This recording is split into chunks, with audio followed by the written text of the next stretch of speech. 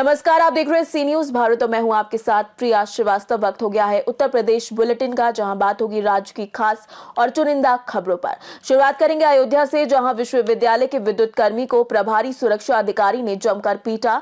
आगे बात होगी बदायूं की, जहां पुलिस ने अभियुक्त को गांजा के साथ गिरफ्तार किया। इसके अलावा चर्चा होगी फतेहपुर की भी, जहां हाई टेंशन लाइन की चपेट में आने से महिला की जलकर मौत हो गई। ऐसी तमाम खबरों पर डालेंगे नजर इस बुलेटिन में। खबर अयोध्या से, जहां आचार्य नरेंद्र देव कृषि प्रौद्योगिकी विश्वविद्यालय परिसर में फिक्स मानदेय पर कार्यरत एक विद्युत कर्मी की पिटाई का गंभीर मामला सामने आया है। विद्युत कर्मी बबलू यादव की पत्नी ललिता यादव ने विश्वविद्यालय के प्रभारी सुरक्षा अधिकारी और एनडीए चौकी प्रभारी पर बर्बरतापूर्ण मारपीट करने का आरोप लगाते हुए कुमारगंज थाने में तहरीर दी है। थाना अध्यक्ष ओम प्रकाश ने मामले की जांच सीनियर उप निरीक्षक धनीराम वर्मा को सौंपी है और पीड़ित महिला को कार्यवाही का भरोसा दिलाया है। हम बरई पार्क रहने वाले हैं। हमारे पति यूनिवर्सिटी में काम करते हैं, इलेक्ट्रीशियन हैं। वो 4 बजे ड्यूटी पे गए, हाजिरी लगाए। उसके बाद में लाइटें ख़राब थी तो सामान लाने कुमारगंज आए। कुमारगंज से वो वापस जा रहे थे गेट नंबर 1 से। वहाँ पे कोई हाथ दे के रोकना चाहा, वो अनजान आदमी जान के नहीं रुके। गए वहाँ पे यूनिवर्सिटी के अंदर हॉस्टल में गए तो अपना लाइट वाइट ठीक किए। फिर से कोई सामान लाने गेट नंबर 2 से निकल रहे थे कुमारगंज के लिए। फिर उनको गेट बंद करके रोका गया। विनोद सिंह जो क्या कहते हैं यूनिवर्सिटी के हैं, कोई सुरक्षा अधिकारी, वो लात घूंसा से जूता पहन के लातों से उनको गिरा के मारे, डंडे से मारे। फिर चौकी प्रभारी को बुला के उनसे भी मरवाए और गाड़ी की हवा निकाल दिए। उनको गेट के बाहर छोड़ दिए लाके। फिर हम कई बार फ़ोन किए, जब हमको देरी लगी कि हम कई बार फ़ोन कर रहे हैं और रिसीव नहीं कर रहे हैं। जब हम फ़ोन किए तो एक बार वो फ़ोन जब कई बार फ़ोन करने पे उठाए तो वो बताए कि हम यहाँ पे हैं, ऐसी घटना हमारे साथ हुई है। तब हम अपने दोनों लड़कों को भेज के साइकिल से पंप लेके फिर हवा भरवा के उनको किस तरीके से घर लाए। फिर उनको दवा करवाए, हॉस्टल ले वहाँ दवा के लिए लेके गए। फिर दवा करवाए, 2 दिन दवा करवाए। उसके बाद में आज हमको थोड़ा सा मिला तो फिर हम एप्लीकेशन कंप्लेन करने आए। अयोध्या से सी न्यूज संवाददाता सुनील की रिपोर्ट।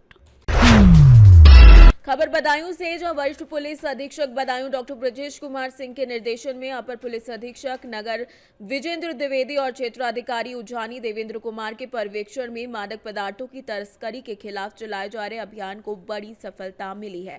थाना अध्यक्ष विक्रम सिंह, थाना कादर चौक की पुलिस टीम ने कार्यवाही करते हुए अभियुक्त को 16 किलोग्राम से ज्यादा गांजा अनुमानित कीमत 1,65,000 रुपए के साथ गिरफ्तार किया है। पुलिस के मुताबिक आरोपी लंबे समय से मादक पदार्थों की बिक्री और तस्करी में लिप्त था। बरामद गांजा को कब्जे में लेकर आरोपी के खिलाफ एनडीपीएस एक्ट के तहत मामला दर्ज कर लिया गया है। अभियुक्त को आवश्यक विधिक कार्यवाही के बाद न्यायालय के समक्ष प्रस्तुत किया जा रहा है। बदायूं पुलिस की इस कार्यवाही की क्षेत्र में सराहना हो रही है। बदायूं से सी न्यूज संवाददाता आकाश तोमर की रिपोर्ट।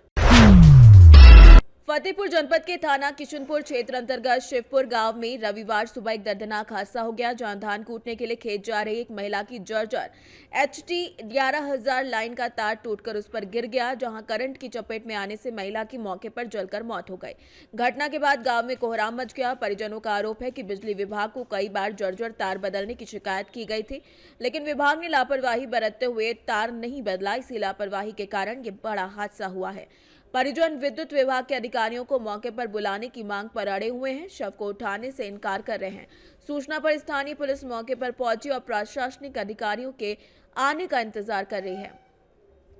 फतेहपुर से सी न्यूज संवाददाता अमित की रिपोर्ट।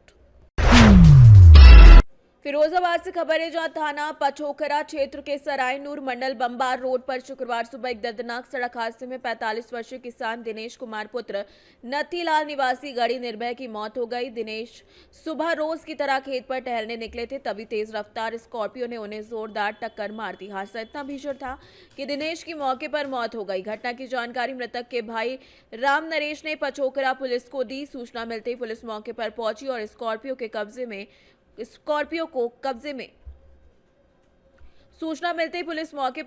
स्कॉर्पियो को कब्जे में ले लिया।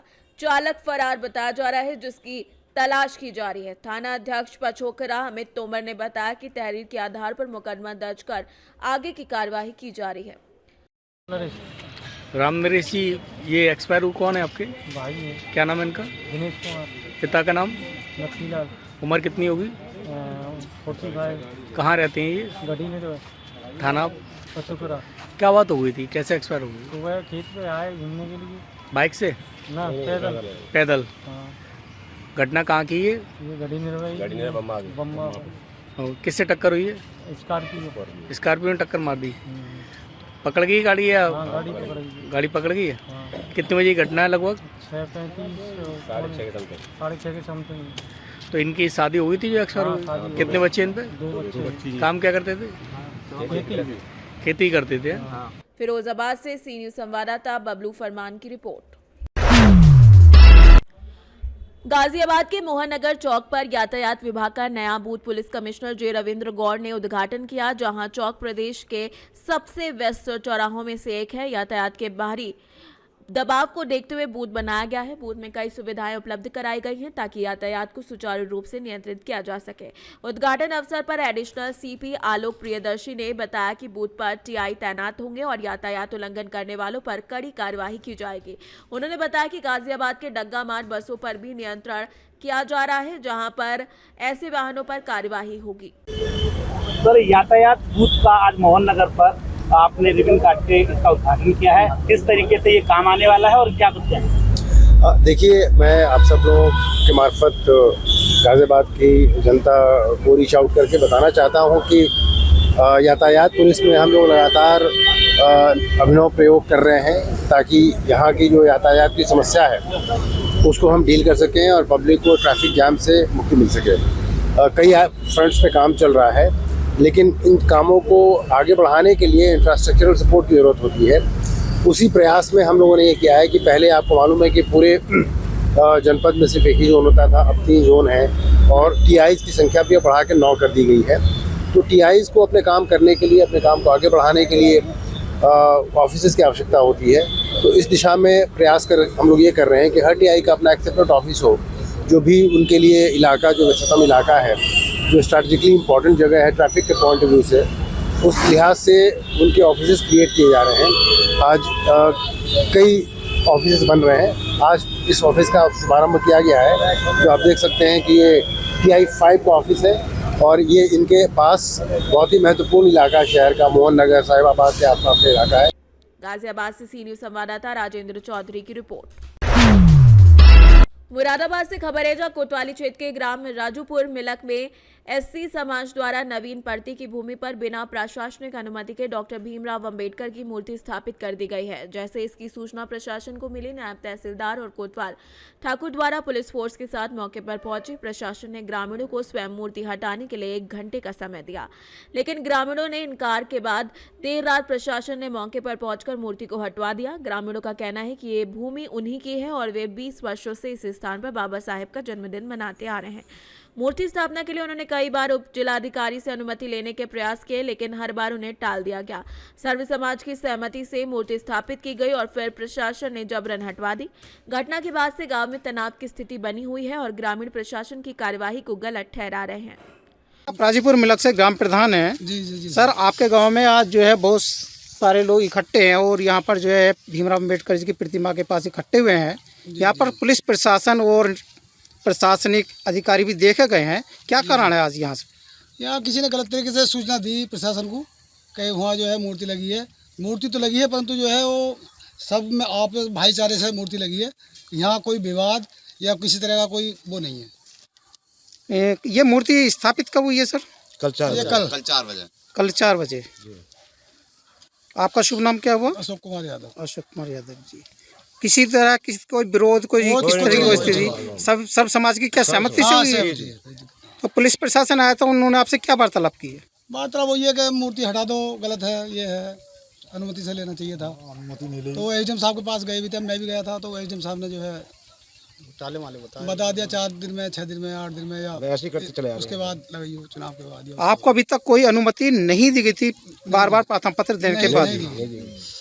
ठीक है सर। आज आपके यहाँ गांव राजीपुर मिलक में पुलिस प्रशासन पहुंचा हुआ है, मजिस्ट्रेट साहब भी थे, तहसीलदार साहब, क्या प्रकरण है आज आपके यहाँ का? प्रकरण ये है साहब, 20 साल से ऐसी समाज हमारे यहाँ बाबा साहब का जन्मदिन मनाते आ रहे हैं, भंडारा करते चले आ रहे हैं, पूरे गांव की समिति से, पूरे ऐसी समाज के पूरे गांव की समिति से सभी लोग इसमें समिति है और सभी लोग रजामंद हैं। हमारे गांव में कोई विवाद नहीं है। हमने कल क्या, हम तो कई दफ़े एडीएम साहब के पास भी गए हैं, औरों के पास भी गए हैं, लेखपाल के पास भी गए हैं, ग्राम प्रधान जी के पास भी गए हैं, सभी के पास हम गए हैं। तो कहने का मतलब ये है, आज तक हमारी कोई सुनवाई नहीं करी किसी ने। आपने किस बात के लिए गए थे आप उनके पास? हमने स्वीकृति लेने गए थे साहब। तो क्या आपको स्वीकृति मिली नहीं मिली?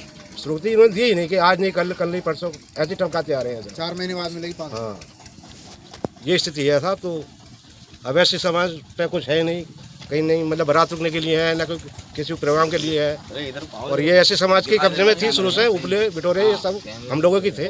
हमने सोचा है जिंदगी बचा के अपने बाबा साहब का जन्मदिन मनाते रहे। क्या ये भूमि जो है जहाँ पे आपने अम्बेडकर जी की मूर्ति स्थापित की है ग्रामीणों ने, क्या ये जमीन किसी की पर्सनल थी या ग्राम समाज? मुरादाबाद से सी न्यूज संवाददाता देश रतन सिंह की रिपोर्ट।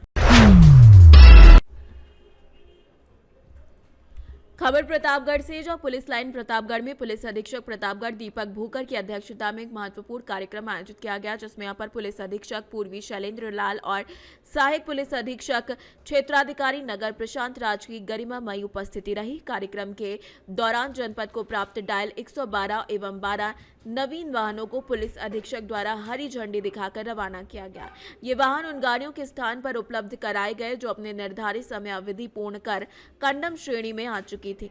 पुलिस अधीक्षक दीपक भूकर ने बताया कि नए वाहनों की उपलब्धता से जनपद पुलिस की त्वरित सेवा क्षमता में वृद्धि होगी और जन सुरक्षा, कानून व्यवस्था और आपातकालीन सहायता से जुड़े कार्यों में दक्षता और तत्परता सुनिश्चित होगी। कार्यक्रम में पुलिस लाइन डायल 112 प्रभारी दौलत यादव या प्रतिसार निरीक्षक राजीव राय और अन्य अधिकारी कर्मचारी उपस्थित रहे। इससे प्रतापगढ़ पुलिस कितनी सशक्त बनी? यूपी 112 की जो 12 व्हीकल्स जो है जो अभी प्राप्त हुए हैं, जो निष्प्रयोज्य हुए थे, उसमें नई गाड़ियां हमें फ्लीट्स में मिली है। आज उन्हीं को पुलिस लाइन से फ्लैग ऑफ किया गया है और ये जो हमारा पीआरवी का जो रेस्पॉन्स टाइम है उसको भी बेहतर करेंगे और क्राइम प्रिवेंशन में और पेट्रोलिंग में भी जो पुलिस की इसमें काफ़ी मदद मिलेगी ताकि हम अपराध पे नियंत्रण कर पाएँ और हमारा रेस्पॉन्स टाइम जो है इससे और अच्छा होगा। सर, अभी तक कुल कितनी गाड़ियां मिल चुकी हैं और आगे कितनी मिलेंगी? देखिए, ये लगातार एक प्रक्रिया रहती है जिसमें निष्प्रयोज्य जो होती हैं गाड़ियाँ, उनकी रिप्लेसमेंट आती हैं। तो लगातार इसमें और भी निष्प्रयोज्य हुई है, भविष्य में भी गाड़ियाँ मिलेंगी ताकि जो पीआरवी की जो 112 की जो सुविधा है वो हर जगह पे टाइमली पहुँचे, यही इसका उद्देश्य है। प्रतापगढ़ से सी न्यूज संवाददाता रोहित जायसवाल की रिपोर्ट। प्रतापगढ़ से खबर है, जहां पुलिस लाइन प्रतापगढ़ में परेड का निरीक्षण किया गया। निरीक्षण के दौरान टोली वॉर ड्रिल, शस्त्र प्रशिक्षण और संबंधित अभ्यासों का विस्तार से समीक्षा की गई। पुलिस जवानों को अनुशासन, एकरूपता और पेशेवर दक्षता में और सुधार हेतु आवश्यक निर्देश और मार्गदर्शन प्रदान किया गया। इसके अतिरिक्त सुरक्षा एवं प्रशिक्षण की सटीकता सुनिश्चित करने के लिए ड्रोन कैमरे के माध्यम से संपूर्ण मैदान की वास्तविक समय निगरानी भी की गई, जिससे आयोजन और प्रशिक्षण प्रक्रिया का संचालन सुरक्षित, व्यवस्थित और प्रभावी ढंग से सुनिश्चित किया जा सका। इस अवसर पर जवानों के उत्साह और अनुशासन को बढ़ावा देने का कार्य किया गया और प्रशिक्षण की गुणवत्ता सुनिश्चित की गई। प्रतापगढ़ से सी न्यूज संवाददाता रोहित जायसवाल की रिपोर्ट। मऊ से खबर है, जहां सुबह अचानक मौसम ने करवट ली। घने कोहरे की चादर ने पूरे जिले को ढक लिया, जिससे ठंड में काफी इजाफा हो गया है। कोहरे की वजह से लोगों को आवागमन में भारी दिक्कतों का सामना करना पड़ा। कई स्थानों पर वाहन रुक रुक कर चलते नजर आए, लोग सावधानी से सफर करते नजर आए। मौसम विभाग के मुताबिक ठंड और कोहरा अगले कुछ दिनों तक इसी तरीके से बना रह सकता है। मऊ से सी न्यूज संवाददाता शशिकांत सिन्हा की रिपोर्ट। फिलहाल इस बुलेटिन में इतना ही। देश दुनिया की बाकी और खबरों के लिए आप बने रहिए सी न्यूज भारत के साथ।